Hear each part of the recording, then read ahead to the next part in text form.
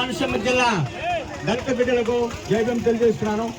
మరి ఈ కోనసీమ నడిబిడ్డలు అంబేద్కర్ కోనసీమ నడిబిడ్డలు గన్నవరం మండలంలో మరి పున్నాలపల్లి జరిగిన సంఘటన యావత్తు రాష్ట్రానికి కాదు దేశం యావత్తు మరి దురదృష్టకరమైన సంఘటన.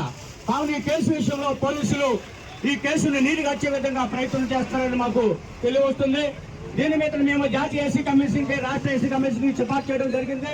లెక్క కూడా ఫార్వర్డ్ చేశాం. వాళ్ళు ఈ కేసును సుమోటుగా తీసుకున్నారు. వాళ్ళ పర్యవేక్షణ జరుగుతూ ఉన్నది. అధికారులు దీని మీద స్పందించాలి. మరి 3 ప్రజాప్రతినిధులు ఉన్నారు, ఎమ్మెల్యేలుగా 3 ఉన్నారు, ఎంపీగా 1 ఉన్నారు. కాబట్టి వీళ్ళు ఇంతవరకు గ్రామాన్ని సందర్శించలేదని ఇది సిగ్గుచేటు దళిత సమాజాన్ని హెచ్చరిస్తా ఉన్నాను. ఎందుకంటే మాలాంటి ప్రతినిధులు వెళ్తే అక్కడ దిక్కు మొక్కు లేదు. మిమ్మల్ని ఎంతో బాధ్యత ఎన్నుకున్నాం.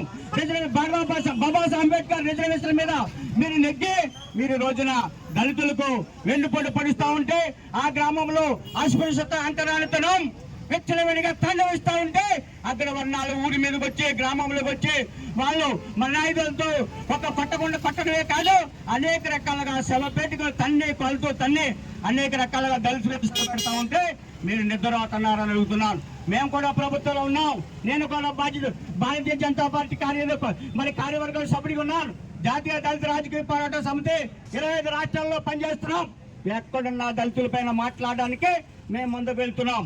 అదేవిధంగా మరి ప్రజాప్రతినిధులు స్పందించకపోతే ఎవరైతే బాధితున్నారో వాళ్ళ మీద ఎఫ్ఐఆర్ కట్టి అట్రాసిటీ కేసు పెట్టించి వాళ్ళ సెల్లో వేయకపోతే మళ్ళా ఈ ఉద్యమాన్ని జాతీయ స్థాయిలోకి తీసుకెళ్తానని మరి నేను హెచ్చరిస్తా ఉన్నాను. జై భీమ్ సోదరులారా, మాట్లాడకూడదు. జై భీమ్.